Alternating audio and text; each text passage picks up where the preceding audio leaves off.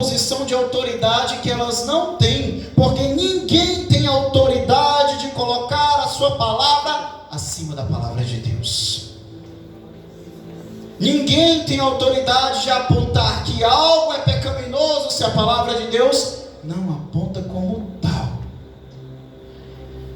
Tenho olhado as igrejas, os pastores, as supostas autoridades, em meio ao mundo de crentes que, apesar de não ter cargo nenhum, de não fazer obra nenhuma, de não mover uma palha para o reino de Deus, mas estão sempre com o dedo apontado, pronto para apontar alguma coisa que eles acham errados.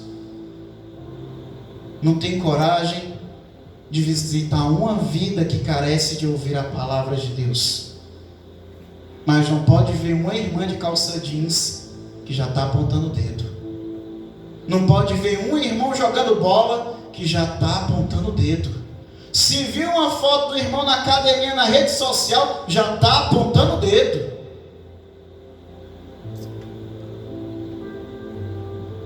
Isso a gente não pode permitir, amados. Ficar olhando para coisas pequenas enquanto tem tantas coisas grandiosas que estão sendo negligenciadas. Tantas coisas importantes que estão deixadas de lado. Primeiramente, falhando com a adoração para com o nosso Senhor. E em segundo lugar, nos oferecendo como servos para, em nome de Jesus, fazermos a diferença na vida do nosso próximo. Quem é importante acima de tudo e acima de todos é Deus. Mas ao nosso próximo importante e semelhante a nós mesmos.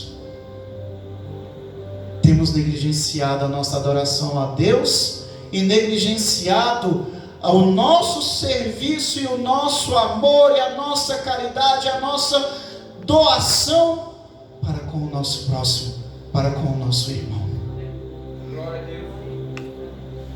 Os pés se apressam para fazer o mal, mas para fazer o bem é sempre, deixa para depois, não amanhã, outro dia. Outro dia, precisa resolver um problema? Não, depois eu resolvo isso daí, não quero saber disso agora. Ah, a irmã fulana de tal falou assim, assim de mim, me disseram que é assim, assim, assado, ai, não sei o que, quero nem saber, eu quero que se exploda. Para mim tanto faz como tanto fez.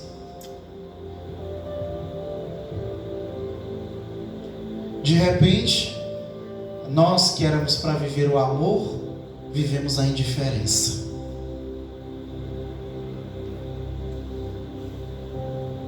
E isso é de Cristo, amados.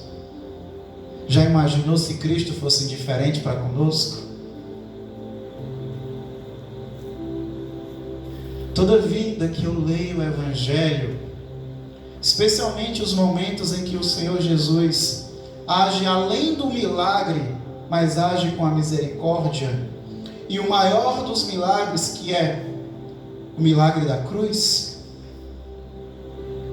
eu tenho vergonha de mim. Eu tenho vergonha de mim.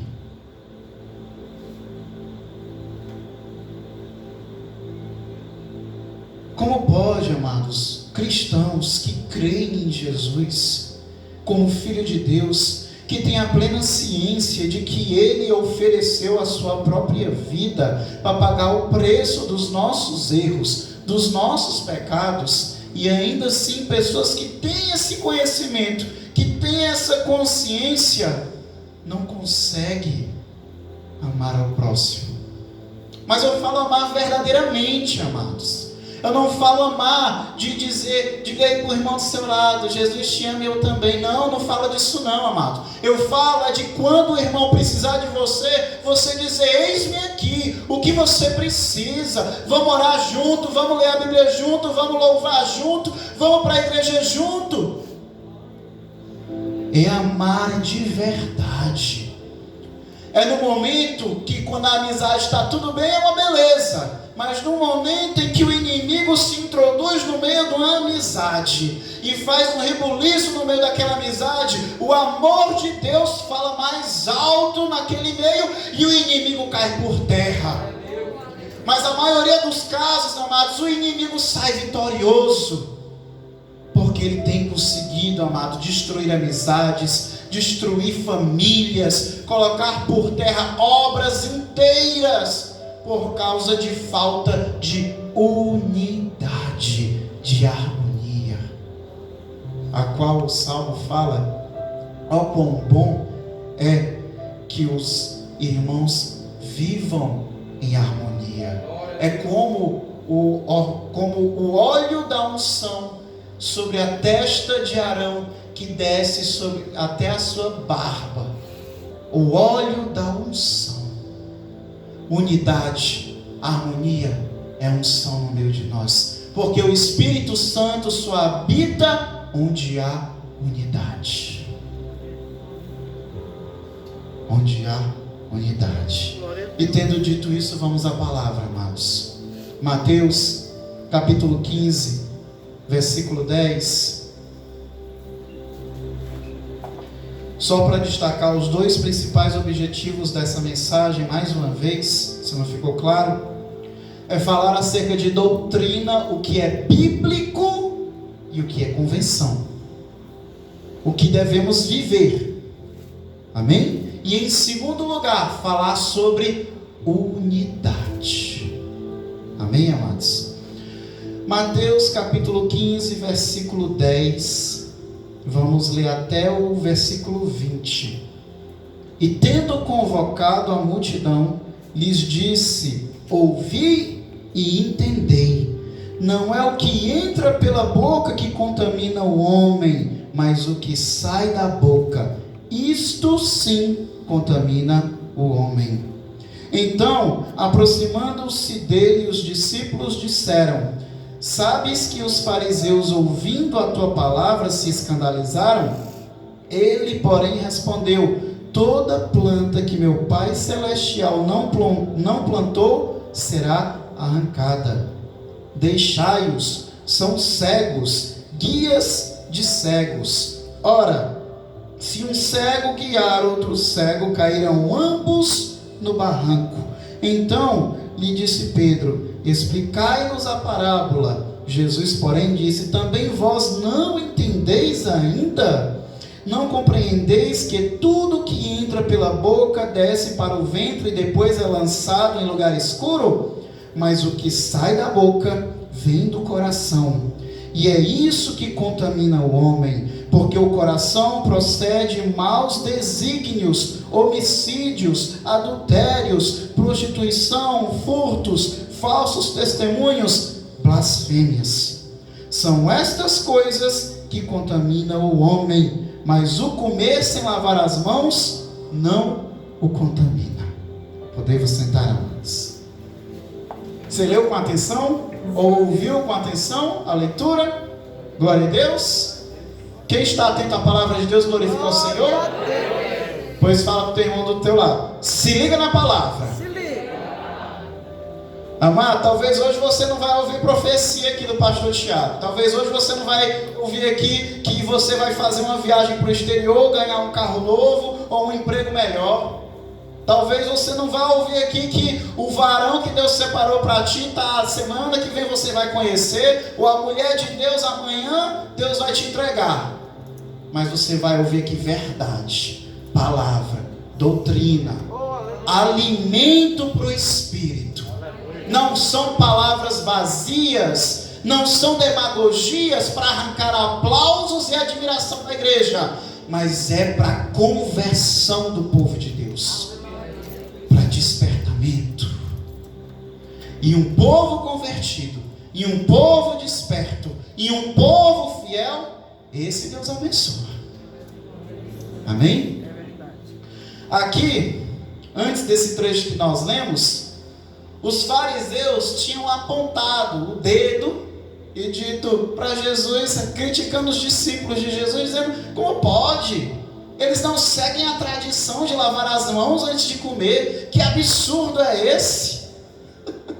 A tradição, eles não estão falando da palavra, eles estão falando da tradição. Se atentando a um detalhe tão pequeno,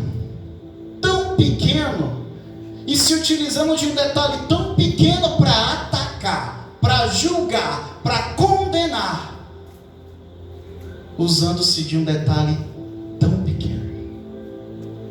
E Jesus não fala palavras agradáveis aos ouvidos daqueles fariseus. Ele fala de palavras duras, dizendo que o que entra pela boca não contamina o homem, porque o que entra pela boca desce ao ventre e é lançado em lugar escuro. No nosso caso aqui, no tempo em que vivemos, é dado descarga e vai para o esgoto. Mas o que sai da boca, é isso que contamina o homem, porque o que sai da sua boca procede do seu coração. E outra passagem diz: e a boca fala daquilo que está cheio o coração. Como tem sido a tua boca? Do que a tua boca tem sido fonte? Tem sido fonte de boas palavras? Tem sido fonte de bênçãos? Ou tem sido fonte de água amarga? Porque aquilo que sai da boca procede do coração. Logo, se o que sai da nossa boca é bom, então o nosso coração está segundo o coração de Deus. Mas se o que sai da nossa boca é amargo, não edifica, mas às vezes até chega a destruir, então como está o nosso coração?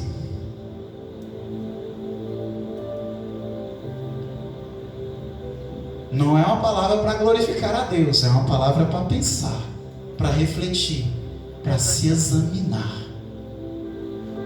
Para você olhar para os dias, para ontem, para antes de ontem, para a semana passada, para um mês atrás, para você olhar, se enxergar e ver: será que essa palavra é para mim?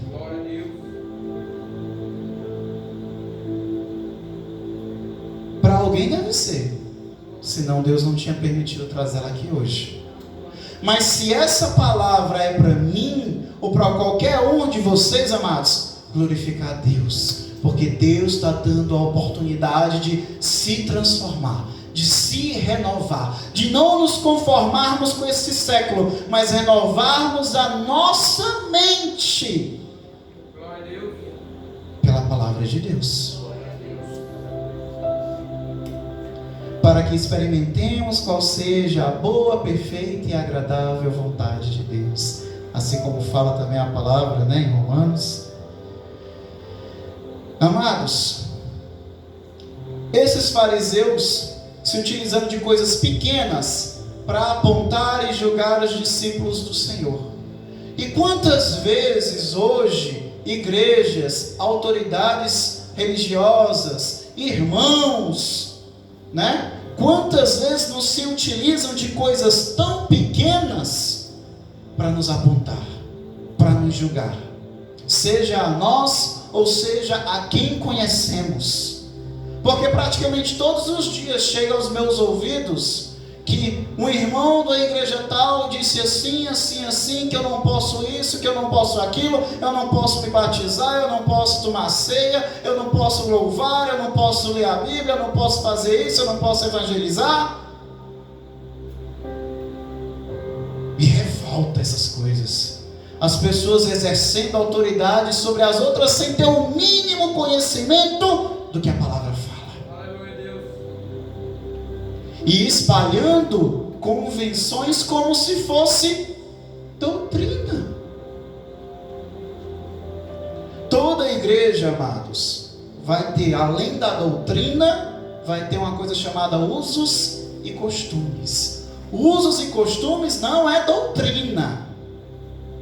Usos e costumes são recomendações. São recomendações de comportamento, são recomendações de vestuário, são recomendações de uma vida social, às vezes, quando é necessário, de uma vida profissional. Mas a doutrina, ela necessita de base bíblica. O uso e o costume vai ser uma recomendação, mas não é uma lei. Não significa que se você descumprir aquele uso, aquele costume, não significa que você está em pecado. Você vai estar no máximo em desacordo com os usos e costumes da igreja onde você está. Mas ninguém pode dizer que isso é pecado, se não houver respaldo bíblico. Amém, amados? Toda vida que alguém chegar para você e dizer, olha, você não pode fazer isso, ou que alguém disser que você está em pecado por isso, isso ou aquilo, ou que isso ou aquilo está errado, você questione, irmão, me mostre na palavra para que eu possa entender melhor. Não aceite juízo sobre a tua vida, a não ser o juízo do nosso Pai, porque Ele é o juiz fiel, Ele é o justo verdadeiro, Ele não erra, Ele examina a nós mesmos, compreende a nós mesmos, mais do que nós mesmos podemos nos conhecer. Ele olha os nossos pensamentos, o nosso coração, Ele vai até a nossa alma. E mais do que nos conhecer no dia de hoje, Ele nos conhece no dia de amanhã. E quem é de Deus, o amanhã é cheio de bênção, é cheio de glória. Amém?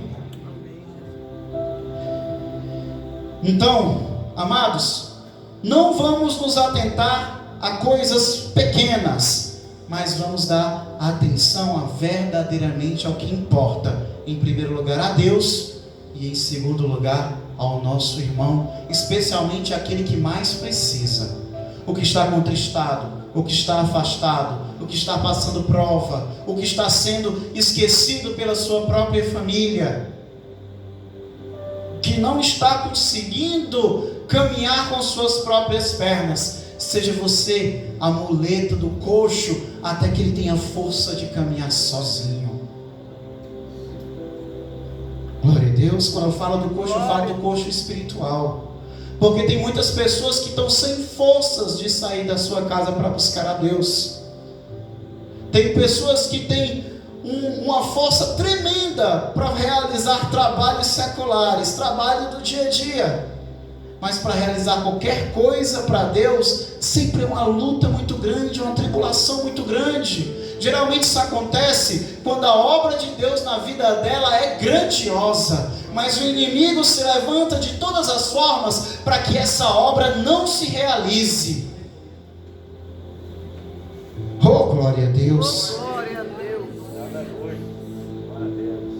Oh, aleluia! Vamos continuar lendo a palavra, amados. Vamos em Mateus também, volte 3 livros, Mateus 12. 3 capítulos. 3 capítulos, perdão. Mateus 12, versículo 34. Palavra dura, mas já vai preparando aí o espírito, os lombos.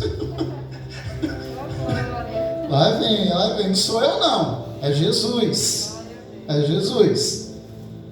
Mas essa palavra ele não lançou para a igreja, ele lançou justamente para os fariseus, saduceus, escribas. Amém? Mas saiba que dentro da igreja não existe só igreja.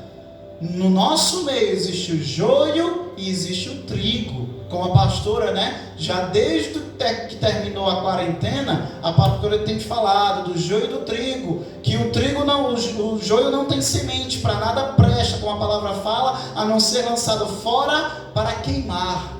Mas o trigo não, o trigo ele gera alimento, ele gera fruto, ele tem a sua semente, e a sua semente ela é boa, amém? Ela tem bom proveito. Então, dentro da igreja não tem só noiva de Cristo. Dentro da igreja também tem, entre o meio de nós, fariseus, saduceus, escribas, hipócritas. No meio de nós existe, amados. Claro que nenhum de nós tem a autoridade Nenhum de nós tem o pleno conhecimento de conseguir determinar quem é cristão verdadeiro e quem não é, quem é joio e quem não é, porque Jesus falou aos apóstolos que nem mesmo eles podem separar o joio do trigo, que esse joio será separado do trigo no dia do Senhor, no dia da ceifa, que os próprios anjos separarão e o trigo será aproveitado e o joio será lançado fora para queimar. Glória a Deus. Nós não sabemos quem são os tais, o tal joio, o tal fariseu, o tal saduceu que está no meio de nós. Nós não sabemos quem são. Talvez eles possam parecer hoje que são um joio ou que são um fariseu ou um saduceu, mas Deus amanhã pode fazer a obra na vida dele e transformar ele no homem ou mulher de Deus. Por isso que a nós só cabe amar, só cabe a nós perdoar, só cabe a nós dar a segunda chance, a terceira chance, a quarta chance, a quinta chance, se necessário, como Jesus fala, perdoar até 70 vezes 7, se necessário. É isso que cabe a nós. E a palavra fala, Mateus 12:34, raça de víboras, como podeis falar coisas boas sendo maus? Porque a boca fala do que está cheio o coração.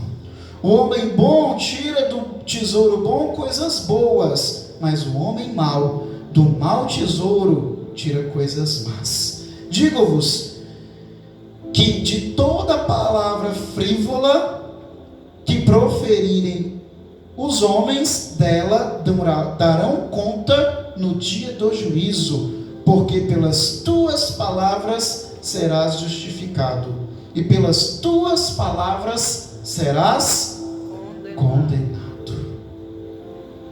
Ficou bem clara a mensagem que Jesus lançou? Raça de víboras, como podeis falar de coisas boas se são maus? Como podeis, porque a boca fala do que está cheio o coração. O homem bom tira do tesouro bom coisas boas, mas o homem mau do tesouro mau tira coisas más. O que temos entesourado em nossos corações?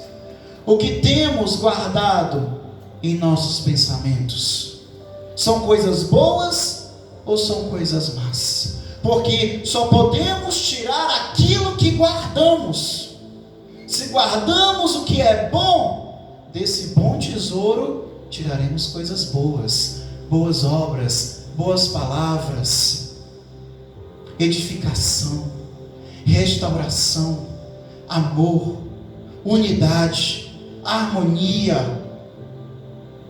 Mas se guardamos coisas más, desse mesmo tesouro mau, tiraremos coisas más, mágoas, inimizades, desrespeito às nossas autoridades, rebeldia,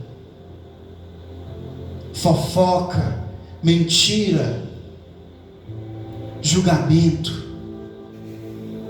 O que temos entesourado em nossos corações?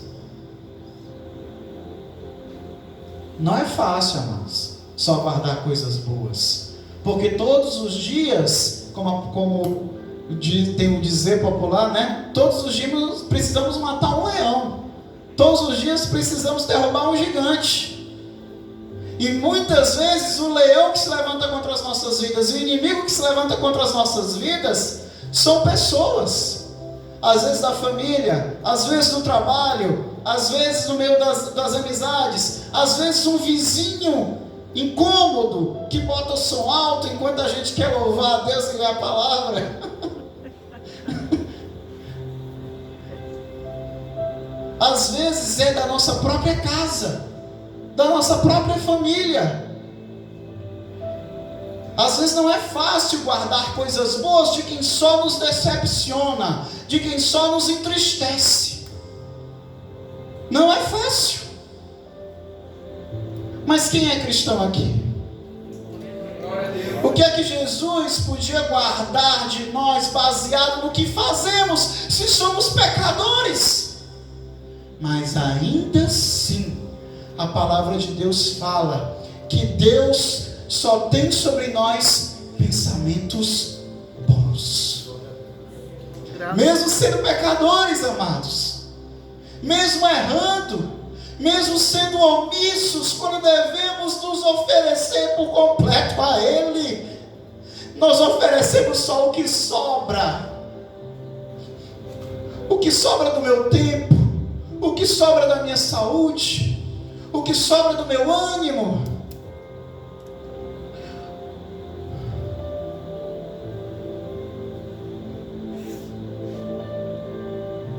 Vamos lá, em Jeremias 29.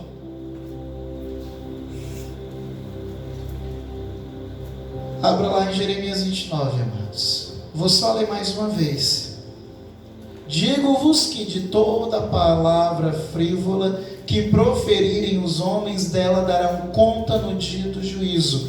Preste bem atenção no que você fala, porque você vai dar conta de cada uma das suas palavras. Porque pelas tuas palavras serás justificado, e pelas tuas palavras serás condenado. É o que eu falo para os meus irmãos que são mais próximos a mim, que têm a oportunidade de às vezes conversar comigo. Eu costumo dizer: não se preocupa com o que falam sobre ti, do que falam sobre a tua vida, porque o que eles falam sobre a tua vida em nada pesa no reino de Deus. Pelo contrário, tudo que falarem contra a tua vida vai pesar sobre aquele que falou. E é isso que Jesus está dizendo aqui. Confia somente nas palavras de Deus sobre a tua vida. Se tu tens sido fiel a Deus, nenhuma palavra, nenhuma arma preparada contra ti prosperará. Você pode até ficar triste no momento, quando sabe, mas não deixe também essa tristeza, essa mágoa correr o teu coração. Não deixe que ela vá até o pôr do sol, como a palavra fala. Não dê lugar ao ódio, não dê lugar à raiva. Não deixe que a mágoa, que a ira vá até o pôr do sol. Não guarde.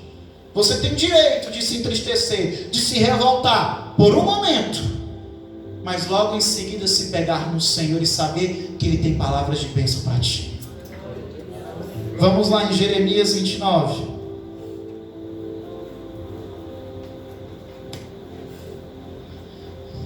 Toda vida que eu prego, a pastora vira uma manteiga derretida. Aí eu vejo ela chorando, eu fico com vontade de chorar também. É tipo uma ressonância, né, pastora? A senhora chora daí, eu choro daqui. Eita. Jeremias, capítulo 29, versículo 8.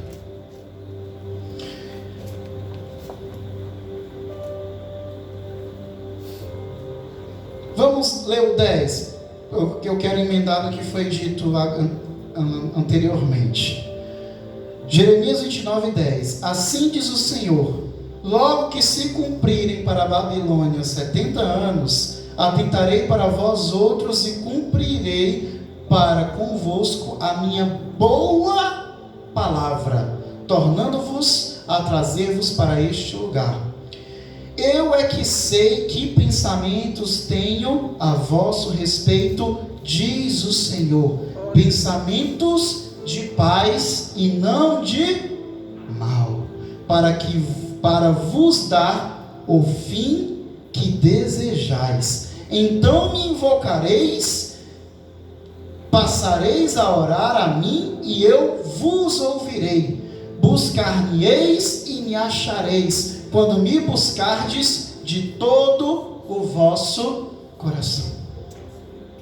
Os pensamentos ao nosso respeito são como, amados? São de paz. São pensamentos bons e não de mal. E quando nós invocarmos ao Senhor de todo o nosso coração, Ele nos ouvirá. Amém?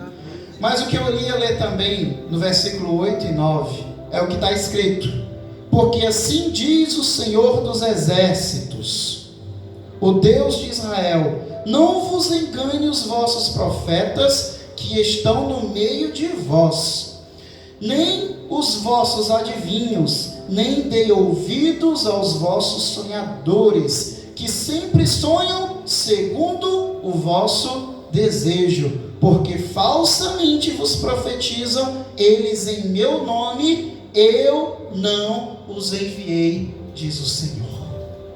É só o que tem hoje, amados. É no meio de nós falsos profetas, falsos adivinhos, falsos sonhadores, que profetizam, sonham e falam não aquilo que Deus diz, mas aquilo o que eles falam é para agradar os teus ouvidos, para conquistar a tua admiração, para arrancar de ti a tua fidelidade não a Deus, mas para si mesmo. Uma coisa que eu bato muito é na teologia da prosperidade, e essa nova forma aí da teologia da prosperidade, a teologia do coach, que só fala do homem. Toda palavra tem que colocar o homem, o sentimento do homem, a emoção do homem, e não fala que nós temos que nos render totalmente a Deus. Porque hoje, mais do que nunca, os altares estão falando o que os nossos ouvidos carnais querem ouvir, o que o nosso coração enganoso quer receber, e não verdadeiramente a palavra de Deus. E isso nós temos que nos despertar. Não podemos permitir que esses falsos profetas, esses falsos mestres, esses falsos sonhadores venham nos iludir. Eu vi um pastor daqui de Fortaleza comentando sobre os pastores da modinha, que só fala das emoções, que só fala do emocional, que sempre a palavra de Deus é para focar no homem. Um pastor, ele fala uma palavra dura, mas é difícil discordar do que ele diz. Ele falou da seguinte frase: que esses pastores atuais, eles estão anestesiando um povo que está a caminho do inferno. É o Evangelho Light, o famoso Evangelho Light, que coloca o homem no centro e não o Senhor, que trabalha nas nossas emoções e nos faz esquecer que o Senhor é que é o nosso socorro, que o Senhor é que é toda a fonte de refrigério, que é toda a fonte de relento, que é de alento, que é toda a fonte de conforto, que é toda a fonte de consolo. É tudo no Senhor.